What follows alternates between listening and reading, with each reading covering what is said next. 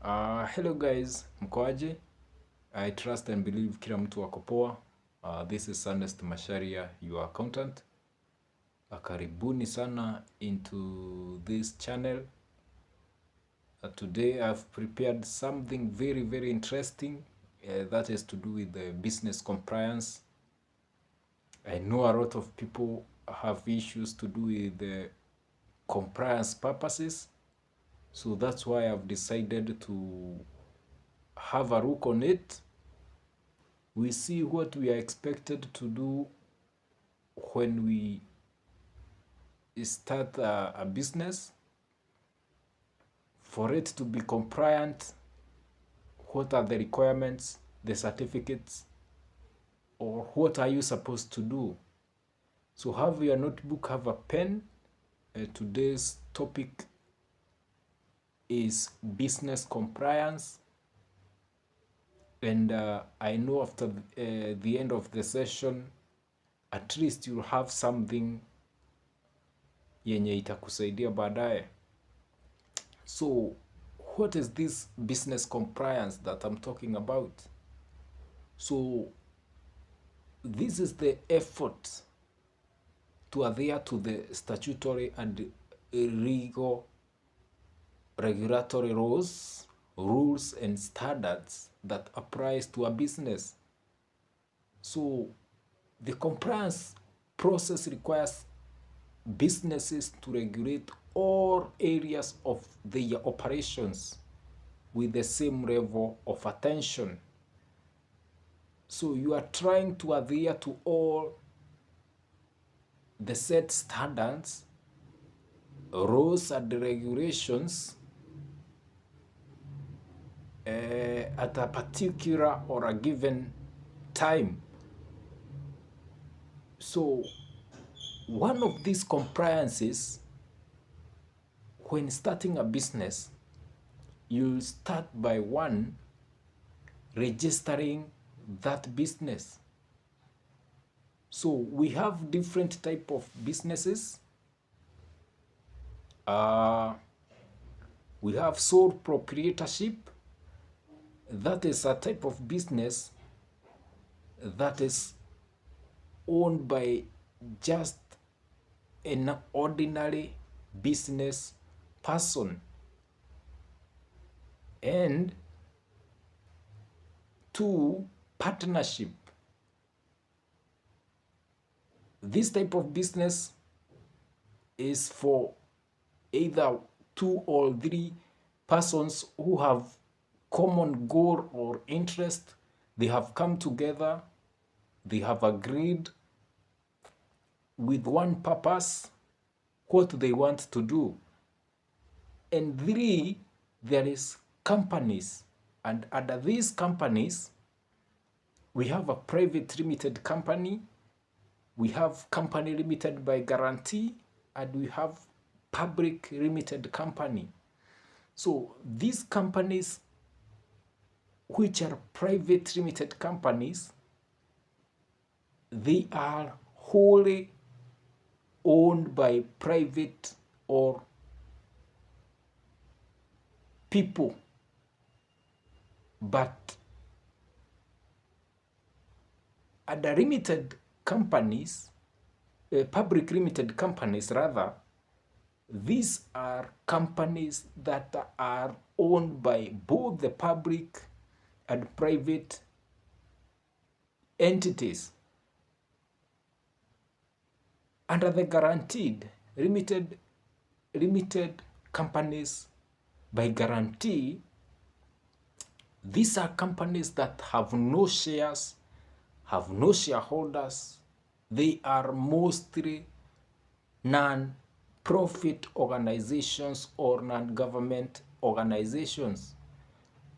So also under partnership, we have three types of partnership. There is general partnership, limited partnership, and limited liability partnership. So all these are types of businesses. If you want to start either of them, the first step to follow is to get them registered. You register a name, a unique name that is not in operation, that does not maybe discriminate people, abusive, but a very good name, a unique one. So to register a sole proprietorship, you just require 950. To register partnership, limited liability, 25,000. Companies, if it's private, 10,650. Limited by guarantee, you just need 10,000. Public limited companies, you need 10,650. So there are other unlimited companies.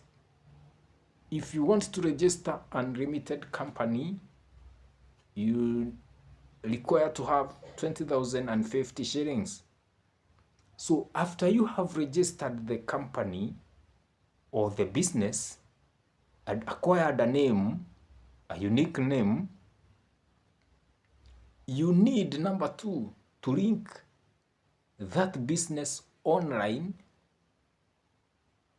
and this is done on eCitizen by director or the company's secretary.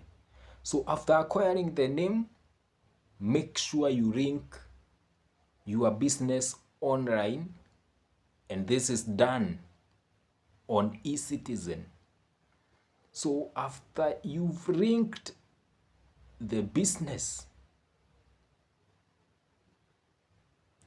you need to go to the registrar of companies due to annual returns.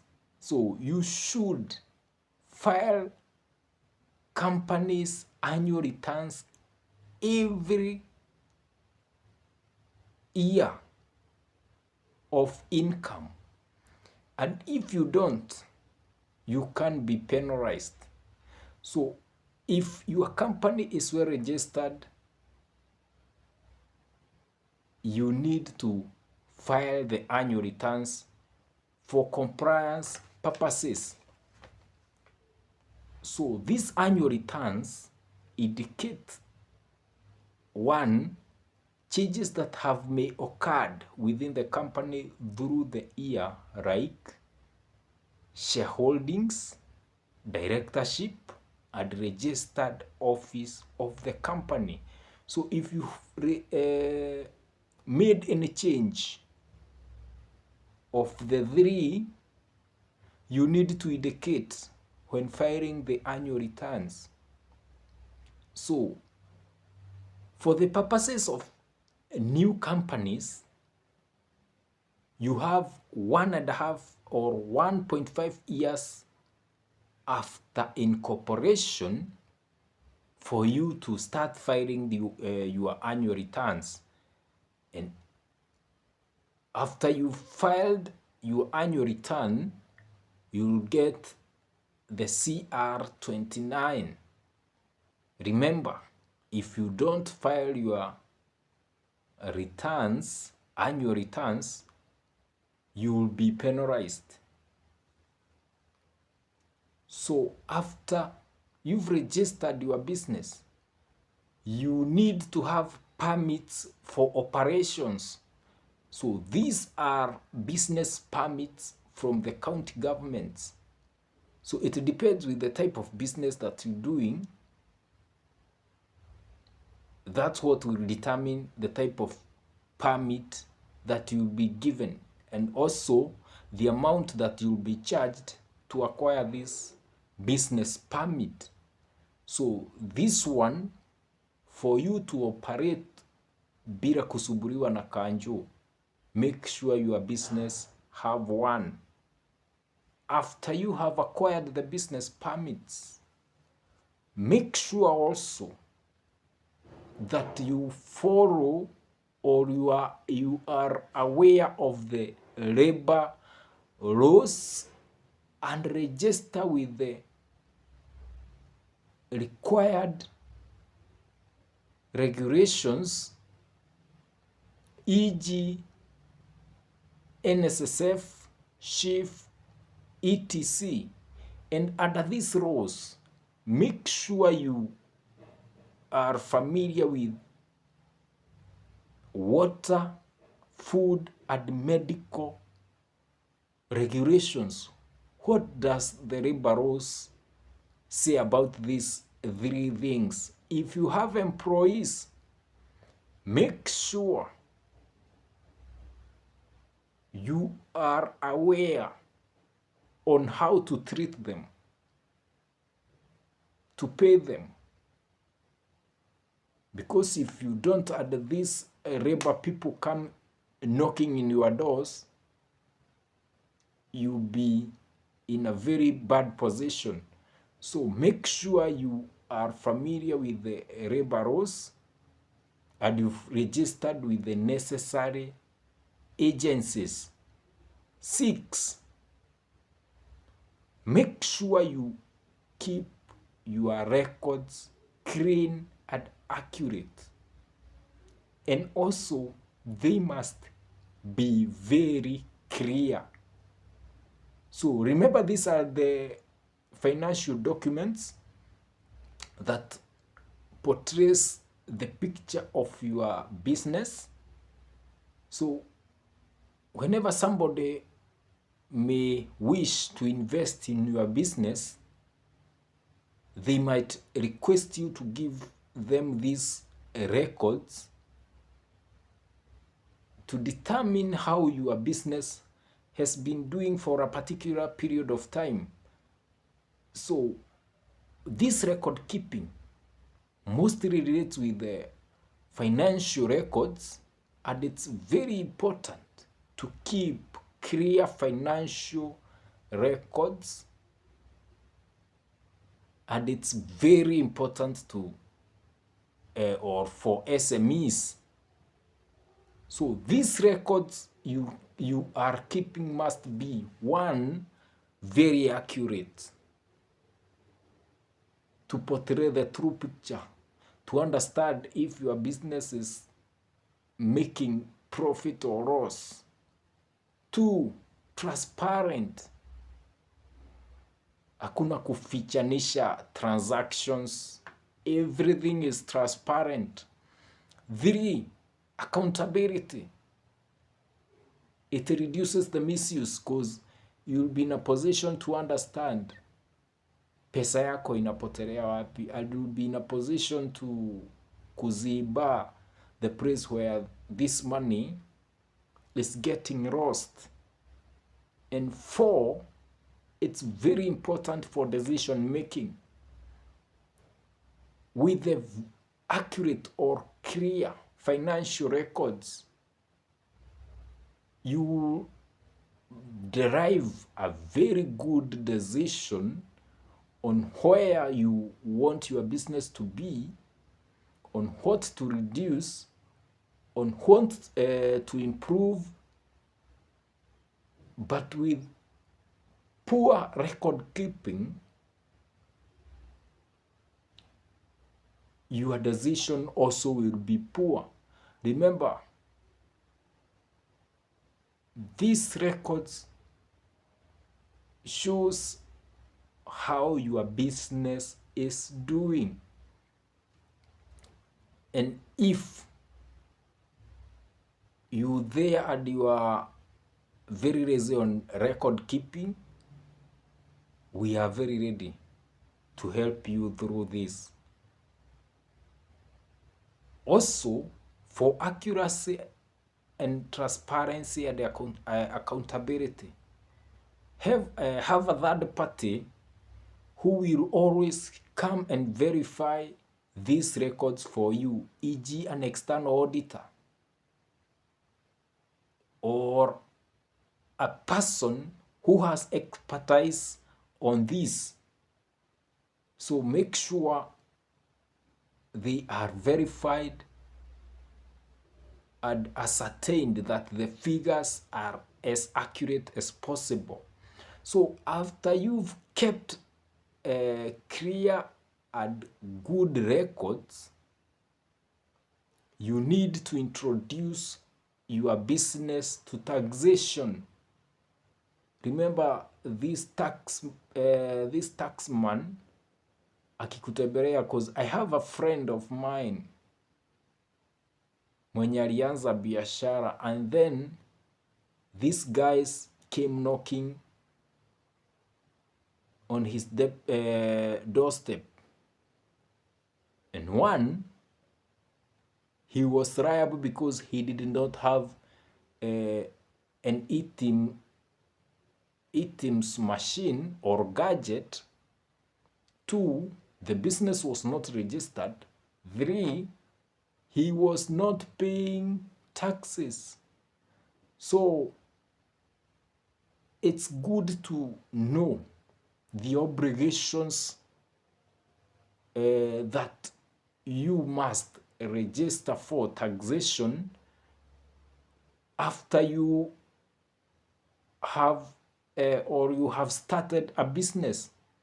So after you've opened a business, have an expertise who is well conversant with these tax rules and regulations to guide you, to advise you. Just outsource, just ask, and I know at the end of the day, you will reduce your risk of being penalized because of ignorance. And remember, ignorance has no defense. So how do you introduce your business to taxation? This is done via iTax. So you need to visit any KRA station near you for them to register for you a new PIN, fill the information that you'll give them, and after you get the PIN, always remember to file the returns for the obligations you registered. For example, if you've registered for the income tax, withholding tax, value-added tax, digital service tax, be conversant with the rules and regulations of this particular type of taxes. So jua when it should be filed, how it should be filed, and again, have an expertise who will guide you on this. A tax expertise who will guide you on this, because this can make your business to close as soon as it has started. Because with tax, KRA are merciless. They'll penalize you, they'll impose fines, they'll calculate the liability that you are required to pay, and they won't understand anything if you did not comply with the rules and regulations of taxation. So make sure you have a person who has the knowledge of all this, who can guide you, explain, keep you updated for any tax changes or tax law changes. So remember, rate filing or non-filing can lead to you being penalized. So it's good to know that even if you have not done any business, or you don't have any income and you have a KRA PIN with a particular obligation, you need to file a nil return before the deadline of that obligation. So for all those, even the individuals, not only the business people, but here also the individuals, if you have a KRA PIN and you have not been filing the returns, make arrangements to file the returns, because also they have the program of the tax amnesty. If you file your returns and you don't have the tax liability to pay, all the penalties and interest will be waived up to December 2023. So make arrangements, file your returns, and for any assistance or clarification, hit my inbox. I'm very ready. All my social media accounts, Ernest Ngugi Macharia, fika pale. Let's help each other. On terms of taxation and accounting services, don't hesitate to talk to me.